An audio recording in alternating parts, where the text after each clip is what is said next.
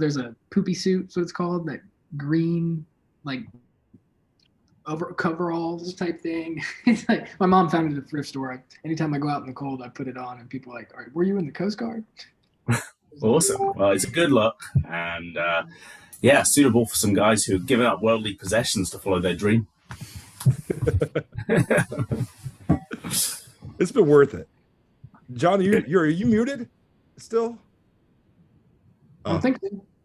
Well, welcome back to the Ovanova Clean Energy Show. I'm Lester. That's John. And our guest today is Jamie. Jamie, do you say your name Hamer or Hammer? I've never asked you how you pronounce your name. It is Hamer. It's originally a Scottish last name, quite big in Australia, which is where my family's from. There's a Hamer Hall in Melbourne. That's it's got a bit of a heritage, but in America, I've always got Hammer, and that just kind of makes it easier to just not disagree and go with it, particularly when you work in sales. So, like Jamie Hammer you just say one M, like Hammer with one M, or you just let them spell your name wrong and the bank still cashes the check? It depends how often I'm expecting to see them in the future, Lester. Well, those residual sales, you want them to get it right. Well, a little bit about Jamie, and then we're just going to listen to him. He's on a short timeline. We've only got about 46 minutes this morning, but Jamie has a really beautiful story. I'm going to let him tell most of it, but he is an author. He is an entrepreneur who has created a company and sold the company, which is, a pretty cool thing to do as an entrepreneur. He's now in a situation where he loves working with organizations that are making a difference in the world. That's how we ran across each other, from an old network, and then talking about that. And for people that like stuff like this is kind of neat. I was going to show you guys. I had this pulled up, and then my YouTube profile changed. The Grand Designs water tower. The first thing that Jamie and I connected about regarding solar was that Jamie is actually, what's the equivalent of the Grand Designs on in America? Like super home model makeover, Jamie? Like it's a UK television show. What's it about? Yeah, I can't comment on what's big in America, Lester, being based over here in London, but Grand Designs here is huge. So it's always surprising to me. I mean, I wasn't a big watcher, and I kind of came across this place and loved it, and then heard it was on Grand Designs rather than the other way around. But it's a huge program. It's run over 150 episodes. This was actually the 100th episode that this tower ran on. And I get people coming up to me all the time when I tell them that I live in a converted water tower near the center of London, and they know all about it. Everything. They know more than I do. They know, the history of it. They know, exactly how much it cost to renovate. They know how long it took. They know that the previous owners almost went bankrupt when doing it, which it turns out was a little bit of a dramatic revision of history. They were more comfortable than the show made it look. But it's a great watch, right? All of these, they're all like big, ambitious projects.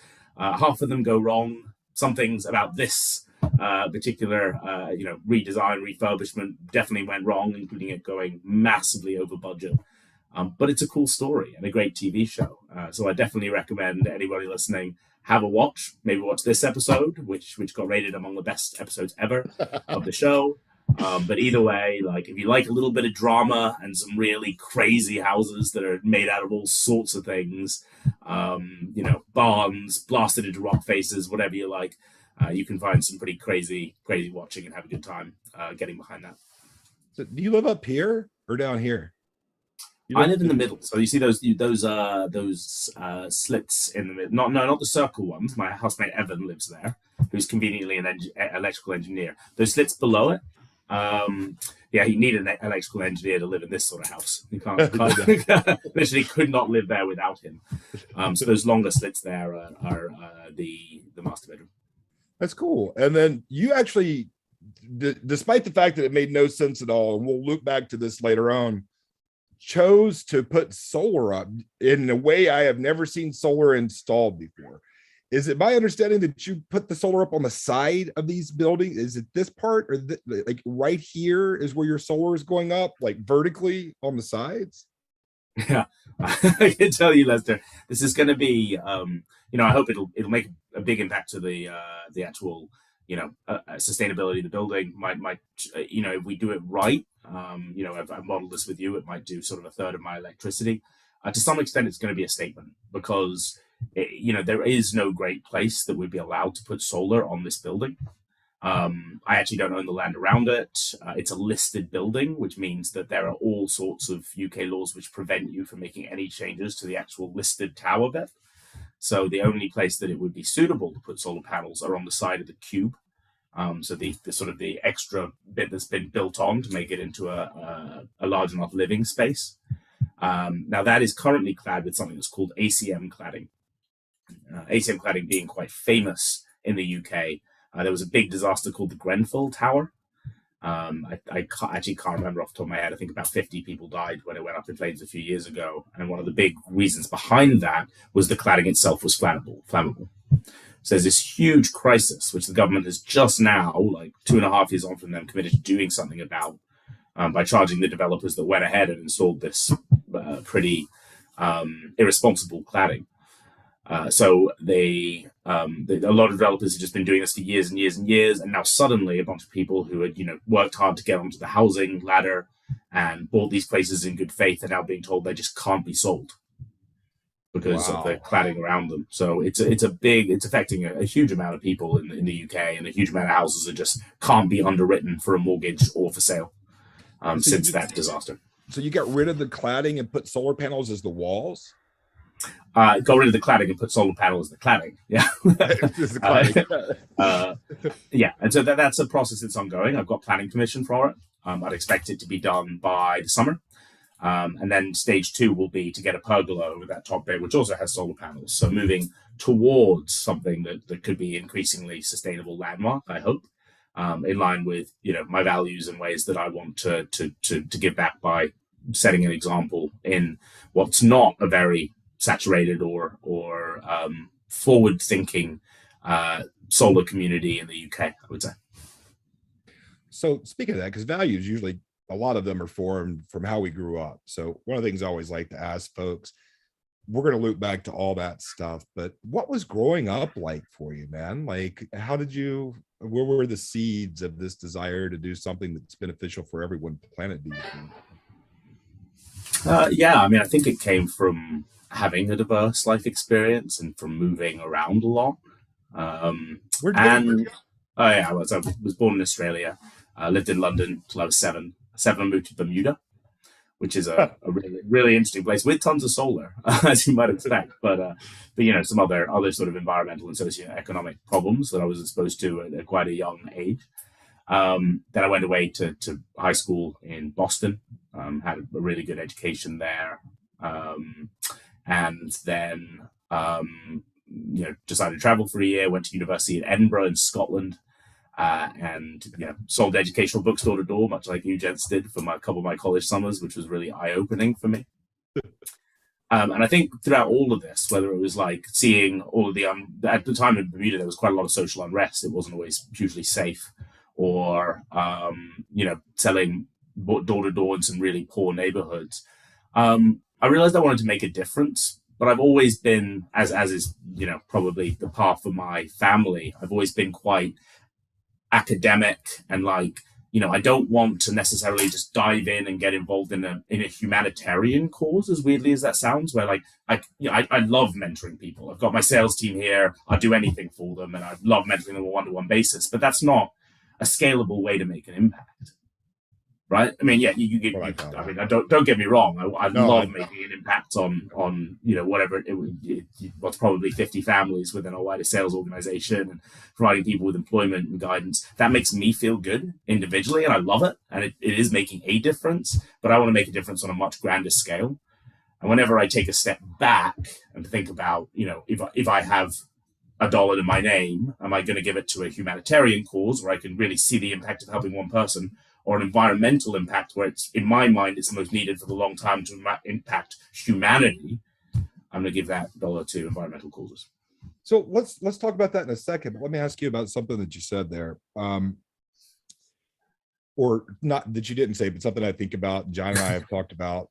Do you think that it's is it possible to skip steps in the game? Like, do you think that you had to be very successful first to like win that level, start the business, succeed in the business before you started thinking bigger? Do you think that people have to win that game before they're ready to actually make a difference? Or do you think that somebody can just skip that step because they're not as dense as we were to not have to win that before deciding to do something?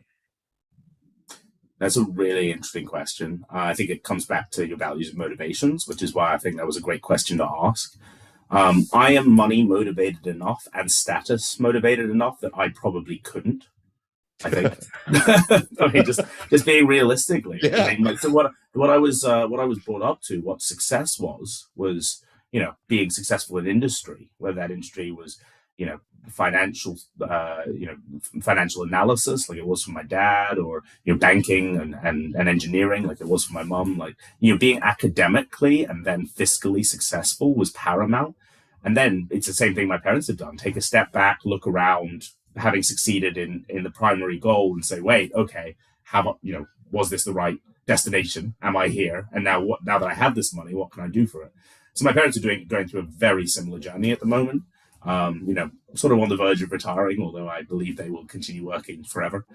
But also, having just bought a large Australian farm with the purpose of rewilding it, and experimenting there to make a huge difference to carbon emissions and make an impact. It's a terrible investment. They're going to lose loads of money on it, but they're doing it because of the impact. And so, I guess I'm in a slightly more fortunate position where I've got done well early enough that I can step back and smell the literal and figurative daisies and say, hey, something needs to be done here, and I'm in a position to do it. But could I have done that from stage one? Could I have chosen to be not as fiscally successful in exchange for devoting my life to a cause that were purely environmental?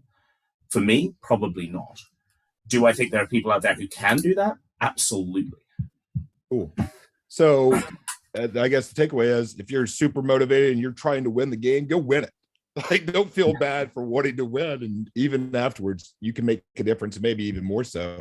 I've got some friends that are doing some really cool stuff with carbon capture on farms in California. They'll introduce you to for your Australian farm if you like to meet them, like the land. Oh, my parents would love that. It's my dad's, biggest obsession right now is, what can you do with this farm that has been, dragged through the mud, pesticided to an inch of its life? How much of a difference can you still make, and how much of a difference can that therefore make to the long term versus, the fact they can sell it for tons of money to make it into flats or logistics space or all this other use of real estate that is possible. So he's extremely passionate, and his only priority with his farm is to do the best he can by the local environment and by everyone else who lives nearby, which must be a very nice person to buy a large farm next to you compared to commercial developers. But a bit of a weird one, given that he's never done any farming before. So I'm sure he'd be very grateful for the introduction. Actually, now that I think about the girl or the woman that I would introduce you to is a native Australian. I met her in California. So I guess these Aussies. Yeah. So anyway, we'll talk about that afterwards. They've got a lot of land and a lot of pollution issues. Sure. So as you're like, I'm an American, do you have an Australian accent or a British accent or some combination of the two? I think it depends who I'm talking to, Lester. So I probably sound more American than I would otherwise because I'm chatting to you. We've both been in sales for a long time. You end up being a bit of a chameleon, and that extends to the accent. So let's take like 5-10 minutes to talk about what you did, to plug what you're doing now, because I think most of us believe that to earn a lot of money, there's ways you can do about it. There's ways you can go about it with dark magic, right? Like, I'm sure that there's a million people who have a lot of money that go about doing it in kind of bad ways, but we all believe that it's not sustainable to build wealth unless you're providing a service to others. And it's, and what other people value as a service that's the market, right? Do they think this is a service, or do they think this is just an encumbrance on their time because of clickbait ads?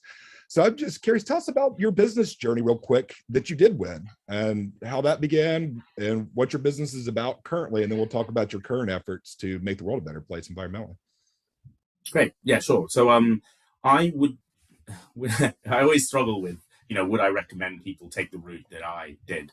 I mean, there's so many things that take all the credit. We know you have a team, but in this, you can just take all the credit. No. I mean, I'm looking at this generally, Lester, from the point of, okay, I'll tell you what I did, and then I'll tell you maybe what I would have done differently or what I would recommend. But it didn't go badly, right? So I chose to join the largest sales organization in the world because my book Selling Time and Door to Door had run its course, and I wanted to get out there in the larger corporate world. So I joined the biggest corporate with the biggest sales team, which is just crazy. What is the biggest sales team? It was Procter & Gamble at the time. Okay. I don't know whether it still is. So that's, it was the enormous consumer goods company. I figured you're going to learn everything from this. Now, it turns out Procter & Gamble, not that great at sales. They're an incredible marketing organization, incredible products, incredible supply chain, incredible finance and reporting right up to board level, all that stuff. But they didn't really do sales training. So I actually learned more selling door to door than I did at 5 years there. But I learned a lot about project management and budgeting and leadership and all this other great stuff because I've got an amazing grad program. So I guess if you want to start off big and get some structure, that can help you to take the best of that without the bureaucracy and then go into something else.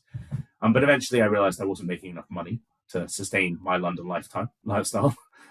So actually I was driven out of Procter & Gamble and the Duracell brand specifically I was working on at that time by the need to go and do slightly better fiscally. So I went and found a job in effectively information as a service sales, which is sort of a sister to software as a service that we all hear about, selling a complex, intangible product. But in the financial markets, one thing I realized really quickly is people will pay a fortune for relevant information that allows them to make better decisions. Wow.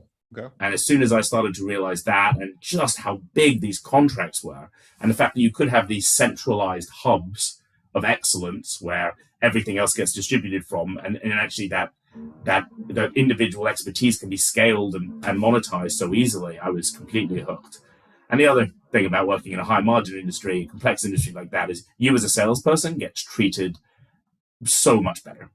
Like when I set out to Procter & Gamble, low margin, like perks were terrible, pay was relatively bad, but you learn a lot and you sort of get sucked into the big engine and you enjoy it while you're there. And then you get out and you start making twice as much almost immediately with the same skill set, and it's just because those organizations have a 40% net margin as opposed to a 12% net margin. So they're able to be much more generous to their staff. They're able to scale quicker. And so anything that is B2B and scalable instantly became my jam from the perspective of money making. And actually, when I wrote this book I've written about sales, it was mostly originally intended to be about that journey.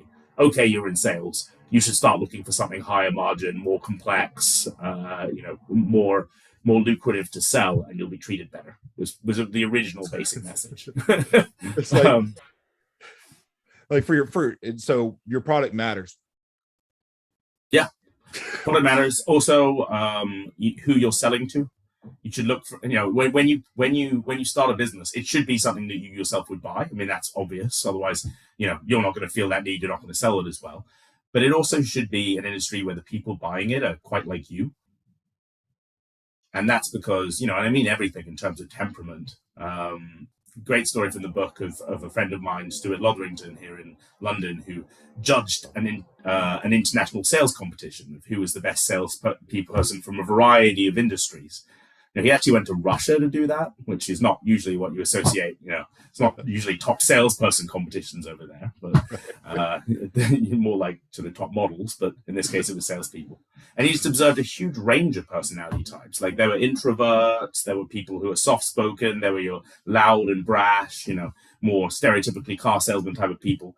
But he just observed that actually it was just who they were selling to in their industry. So the introverts, for example, were more likely to be selling to people like pharmacists, people who have chosen by profession to be behind a counter.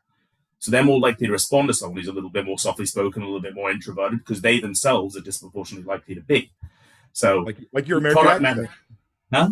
Like your American accent today, the chameleon. Like my relatively American accent today. If I were there with you in person, Lester, I'd be selling out. But I'm hedging my bets. It makes you sound smart. Americans love accents. Go ahead. It definitely gets your foot in the door when you're selling into the States, for sure. So being like your audience and choosing your product well are two of the bigger lessons I would have for any aspiring salesperson.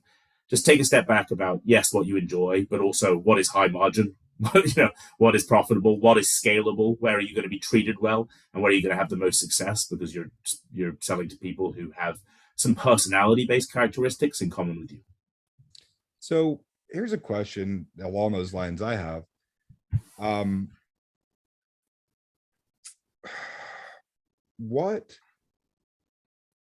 When you're standing for something that really matters, or at least you believe it really matters, and your target audience is literally the entire swath of population, right, with a very common need, do you think it's better to like stand for something, even if you seem radical at times, or is it better to be the positive, hey, we can do this and everybody work together, because, you know, we have both instruments in our band?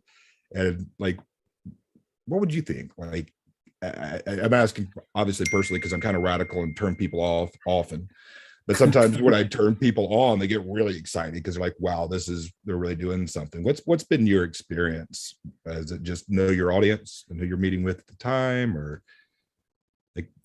Yeah, it's actually, I'm somewhat fortunate in the timing of this question, because I'm reading a really, really good book on the subject, called The Cold Start Problem. The author escapes me. The Cold Start Problem. Cold start, got it. I.e., what are the issues? And it's a guy who was there from the beginning of Uber, about, you know, what it needs to take to get a network off the ground, which is, I think, incredibly important over and over. I mean, if your guys going to make the kind of impact you're talking about, the kind of impact you want, you need a huge network of people who are galvanized and who are increasingly peer-to-peer, telling people, you know, this is how you need to go. Financing's way better. The product's way better. You need to do this in general for the planet and for yourself. And I think, so the summary is, Lester, please stay radical. And the reason for that is, A, I'm not even convinced of your ability to change.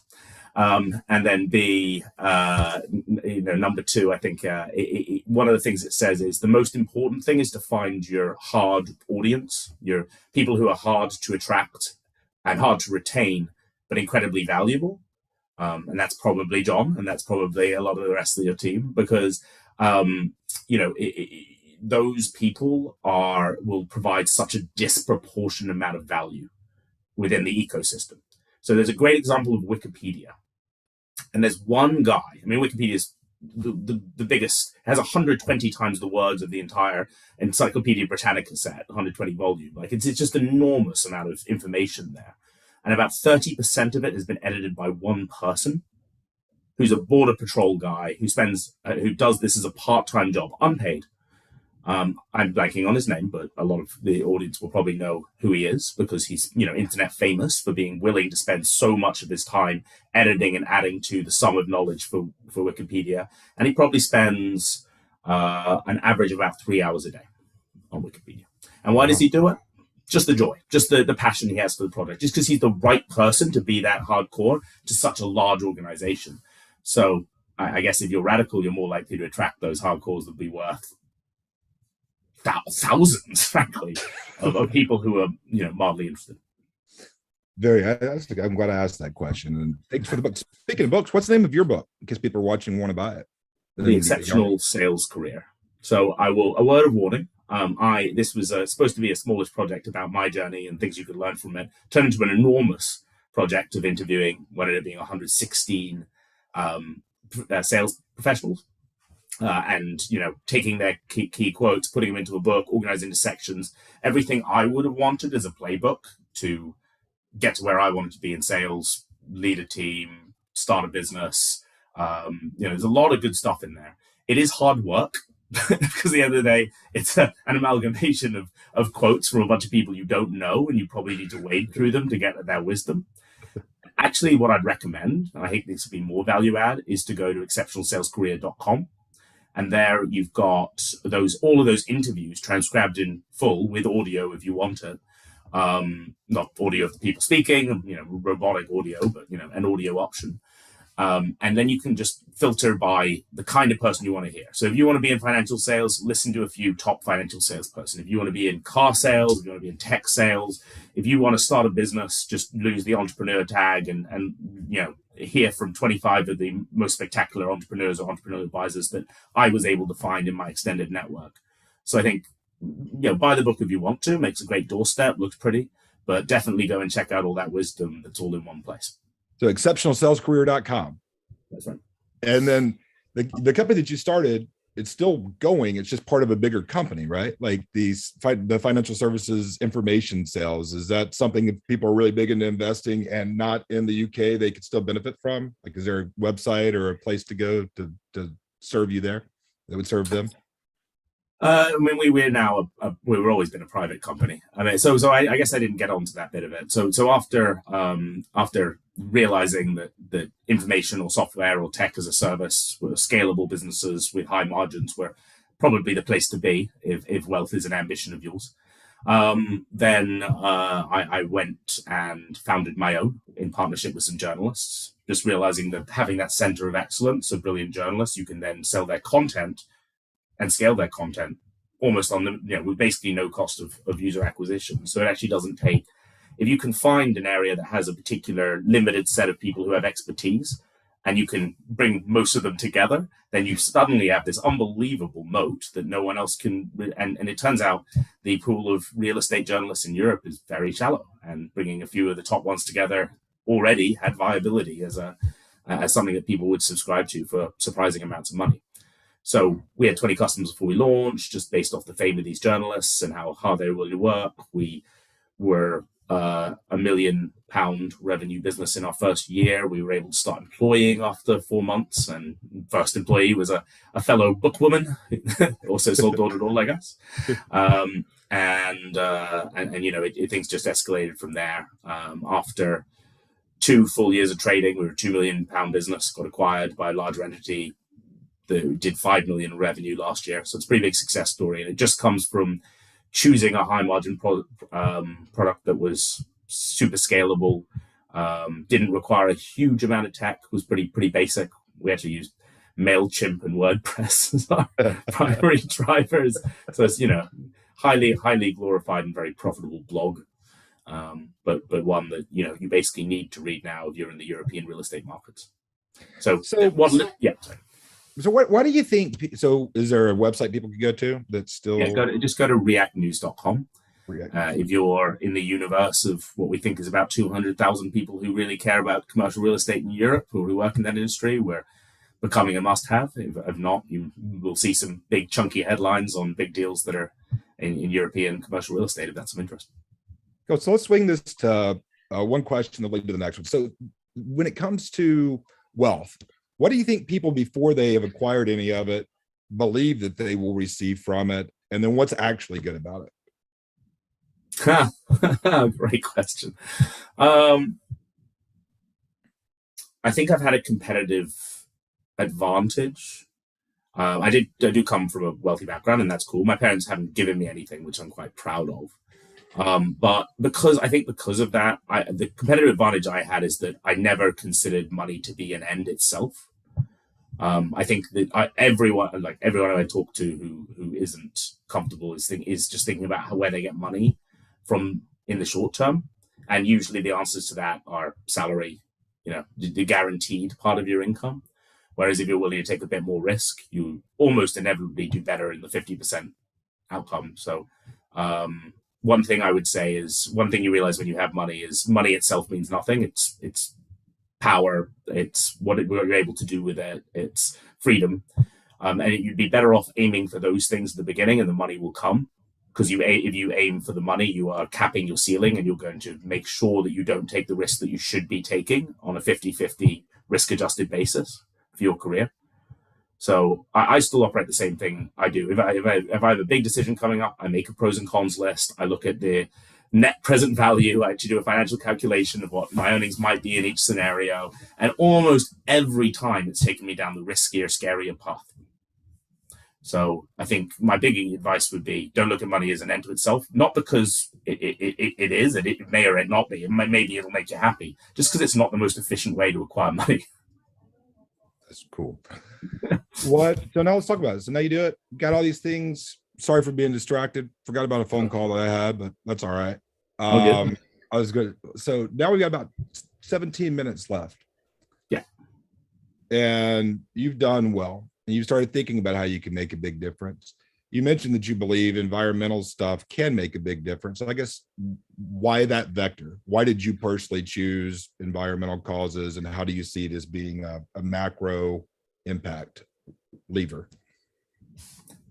Honestly, Lester, there's a bit of toward pull and a bit of away push. I think, objectively, if you look at, I don't know, and I haven't done enough research into every documentary I've watched. I have watched the majority of environmental documentaries out there, but I haven't, telling fact from fiction is difficult for me from where I sit. And also I get excited by every documentary I've ever watched. You can probably show me, a neo-Nazi documentary, and if it were well filmed, I'd get behind it. We don't edit exaggerating for effect, but you know what? I am as a salesperson to some extent. Sounds like something I would say.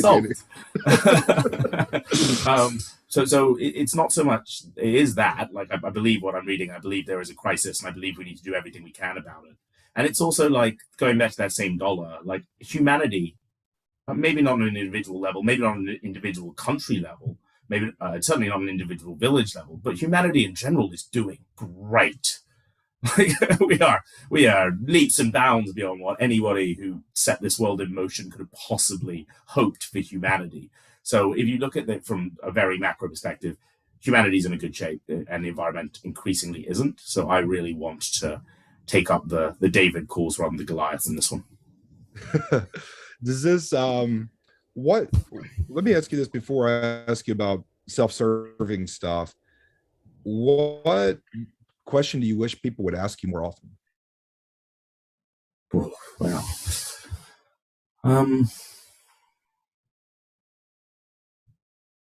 I guess it would be, where can I really help them? I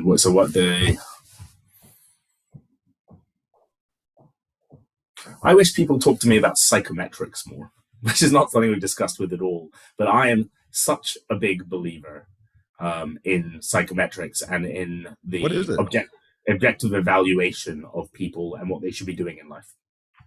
Okay, so like Myers-Briggs, MBTI, Enneagram. Are there any other good ones that you would recommend? DISC profile? DISC probably a bit basic. I use two different suppliers. One of which is profiled in the book and on the website, called the Chemistry Group, which I think is excellent for IQ, values, motivations. Then I also use Thrive Tech, which is uses Aon big data to just assess viability for certain roles. But I find it deeply depressing. This is going away from the environmental part, but towards the business part, which we could argue if the average person's aim is to get successful and then help, then great. You need to be in the right place, in the right job, doing the right thing. So I kind of went into sales because early returns said I was good at it, and I was willing to work hard, and that was what was available to me as an English Lit grad / student. But it turns out my personality type is perfect. Like, I'm 8 out of 10 ego and empathy. I have a high level of autonomy, a 7 out of 10 extroversion, just all these things you should have in your personality profile. But I didn't know that. I could have so easily gotten it wrong. And so many people do get it wrong. Like, I've, someone in my sales team now who I'm needing to move out of sales, and it's heartbreaking because they think they want to be in sales. They're just not meant to be in sales. And so and so many people, salience is a great example. Like, 30% of people do sales as their main profession, and probably 10% of those people should, like a third of those people should, right? So I'm quite passionate about helping people find their way to be more successful, both from an organizational standpoint and from their personal standpoint, by guiding them towards what they should be doing based on their mostly fully formed minds as an adult. So I think it's irresponsible for an organization not to psychometric test its employees, especially for a role like sales, where so many people just end up in as the default. And I'd highly recommend that everyone else find numerous free resources online to test themselves and just double check what they think about themselves is actually true. Would you mind sharing those two resources that you use again? So I mean, both of mine are privatized, so I don't know. Actually, I think Thrive will allow you to take a test yourself. Well, even if it's not free, for company owners that want to put their people in better positions, like, what are the ones that are worth paying for that you've seen? Yeah, so for big organizations, because they only work with sales teams of 100 plus, I'd recommend the Chemistry Group. So they have a very regimented. They'll assess your staff as is. They'll assess their group motivations and whether they want more money or more training or whatever it is. They can help you with a top-down plan to increase retention and productivity, and then they can also help you with a tailored plan for hiring, which goes as far as the people you're selling to are introverts. You need to hire more introverts, and their track record is pretty exceptional because it is such a tailored service. For smaller companies, I go with thrivetech.io. We recently did a procurement exercise of things that were affordable for our currently 20-person sales team, and that came out the best in terms of value for money and in terms of leveraging big data to have a shorter test. You can test for a sales ability in 30 minutes, but one that has a high level of predictability over whether that person is going to succeed, which is better for you, sure, but much better for them. You lose hiring costs, they lose time in their life and their confidence. Man, I've never been in a job where I've been legitimately, I was a pretty bad waiter. And if attention to detail, not great, clumsy, pretty good chatting to people, but that's it. If I'd stayed a waiter, I would be completely miserable because it's just not the right skill set for me. Or if I'd gone into law, which I almost did, that would have been a disaster because I'm a sassy non-corporate person. Personality test yourself. If the organizations you're applying to won't do it for you because they should be. Cool. So last 10 minutes here, because it sounds like at the heart of it all, you have a heart for humans. You would like to see people thrive, and you would like to see humanity be able to continue to thrive as we, pretty, like you said, pretty great time to be alive.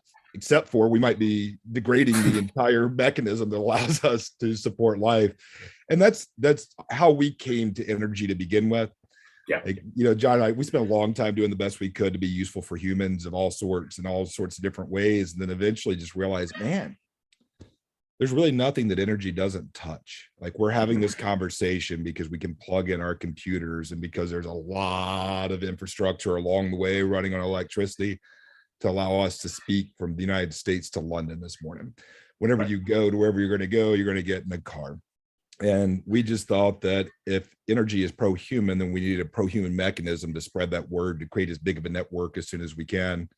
And as you know, we came up with this crazy thing called Ovanova to give organizations a chance to invite their supporters into this conversation and to raise funds for themselves when they do. So it's just creating incentive structures to allow people to participate. And before we got on, I asked you what you want to talk about, and you said you want to talk about why it matters to you, like climate stuff, and specifically why you thought Ovanova was a cool thing to be a part of, why it's something that you would like to put your dollars into to support, or your pounds into to support. So we have 10 minutes and just an open floor for you to talk about that or anything else that you'd like to talk about before you have to go out and lead your team. Thank you for your time. Thanks, Lester. So to answer the point about, very similar to you guys, I want to make a difference for humanity ultimately, because I do love interpersonal reactions, because I am an extrovert, because I love people and find them fascinating, and they're the most complicated but the most brilliant part of life. But I just think it's, I love the story of you and John, in a car thinking, right, blank page, what do we actually want? What can we do here? And deciding that ultimately an environmental route is the way forward. And it's a very similar, probably less, sensationalist whooping and, because I'm not American, obviously. So I've got to keep it all inside. That resonates heavily with me. And I invest in a lot of startups nowadays. It's a passion of mine, and I like giving back. I like providing them with sales consultancy. And my big three criteria are, what is the product scalable? Is it a big market that can go ahead? Are the people the right people who are hungry enough and want to do it and are going to persevere no matter what, take it as a complete pride to never give up?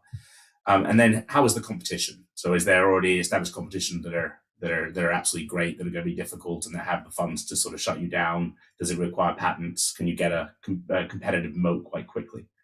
So 2 out of 3 things. This is Ovanova seems to be an incredibly scalable business with a huge amount of runway to go after, and that is required. I trust people who have sold books for as long as you guys do, and I trust that from having met you and spent time with you, that I have no concerns about your drive and passion to make this all succeed. And then number three, from everything you've told me in the competition matrix, none of the competition is there to gouge people and rip them off in exchange for their goodwill of trying to go solar. So, those three are ticked. And then the fourth additional box where I required a ticket every second time is, does it have an environmental impact? Because I've committed to allocating half of my, some of them are smaller scale. Like I'm invested in Clean Living International, which does sustainable cleaning products in the UK.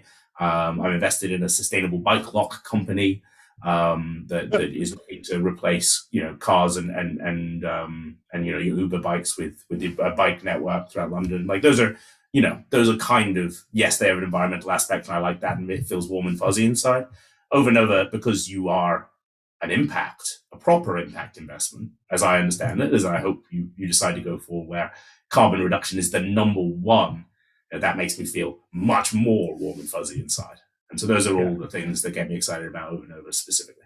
Yeah, a lot of people get up in arms about carbon, and because it's become so political, but the way I like to think of it is just as a representation of how much waste there is, because we don't have to make our power that way. So every ton of carbon is just like wasted money, wasted time, wasted lives. I mean, look what's happening with Russia right now. Like without a giant gas pipeline that they're building to Germany, they probably, whatever. We don't need to talk about geopolitical conflicts, but energy is at the source of a lot of those things. Yeah. And like, why not solve climate change on the way to liberating humanity from energy slavery, right? Like it'd be nice. Look how much nicer this world is in the 1800s, whenever we had no access to oil and no access to coal, no access to electricity. And we just think, how cool is it going to be when we live in a world where everything works just because the sun comes up in the morning? And it warms our hearts to know that you can see that and are willing to support that. So I guess the last question here. Well, would you like the last 5 minutes to continue to riff without a prompt? No, not at all. I probably do better with prompts. So here's a question John and I were talking about this morning.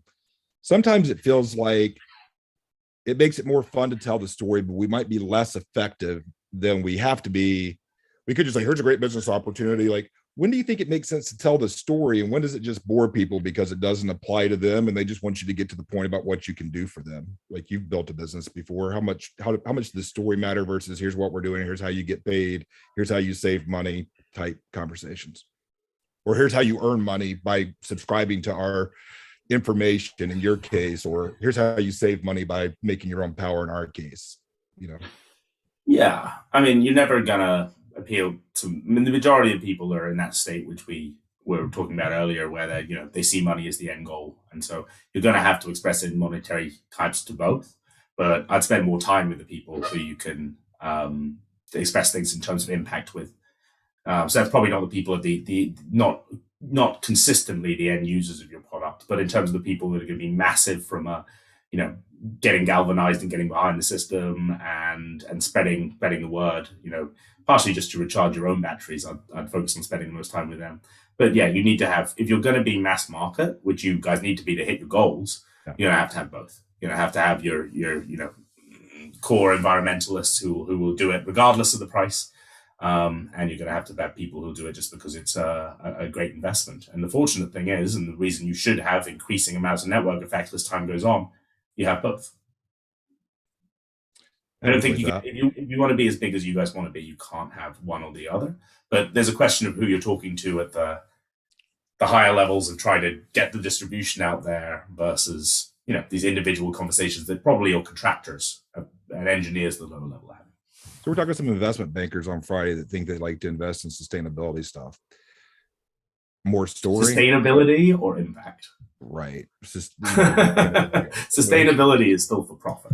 And you can position yourself as for profit. But then you're going to be accountable to those financial goals, and those will rule you when you have to make a 50-50 decision. So it's like, why are your margins low? Well, we want everybody to have solar energy, and it's a giant ticket item. So a low margin, still a lot of profit is not nearly as good of an answer as, well, we could raise our margins pretty easily because our competition's selling it for a lot more. They'd be like, why don't you sell for more? Because everybody else is, and they don't understand that's exactly why we don't do it. Yeah, I mean, I would just be careful who you get into bed with and how beholden you are to them. I mean, if you can find a way to get this funding from an impact vehicle, and those do exist, then you should do that, in my mind, because you will enjoy that experience a lot more. And I honestly believe in the long run, a lot of the impact investments that are being made now, and this is not just my belief, like I've met with someone from Generation Fund recently, and he was just like, what has been proven over and over again with our sustainable moving to impact, and they're just doing their first proper impact fund. So it's a relatively new thing, like being able to invest in things where the primary targets aren't fiscal, but they have a firm belief based on their experience that those will still return better returns over time, over the medium to long term, even though it's not the primary goal, because that's the trend and that's the way that the market's going, and that's where more and more investment will be made in the future. It's kind of like what we learned when we were selling books, right? By telling people the truth and actually being of service, it leads to more profit than focusing on profit. Indeed. And so that is the bet you'd be making and looking for that kind of investment, and you'd be looking at the people who want to make that kind of bet. Cool. I'm going to apply to your thing today. I forgot to do that a couple of weeks ago. So those would be your people. We're looking to be in touch with them. Hopefully you'll put in a good word for us. But last question, I know you got to run. All the solar and impact and all that stuff aside, anything as a member of the human team, like your fellow human teammate, we could do to be useful for you today? No, I mean, this conversation has energized me a ton, Lester. I enjoy it. And, obviously I'm flattered anyone wants to hear from me for any reason, but, I do generally love serving other people. That's why I enjoy being in business and being a business leader. And why I loved starting a business is how much I could give back to the people who wanted to be a part of it. And so this opportunity, and if this reaches anybody who gets anything out of it, is enough for me. Wow. Well, come back and do it again sometime. Feel free to recommend friends who think like you do. Let's spread the word that it's possible to make a difference together. John, you were the mute today. Is there anything you want to add? Just a fun show to watch. Thanks for coming. Well, at least we had at least one audience member. Good morning. Thank you very. Yeah, we'll share it. Maybe 4 or 5 people will watch it.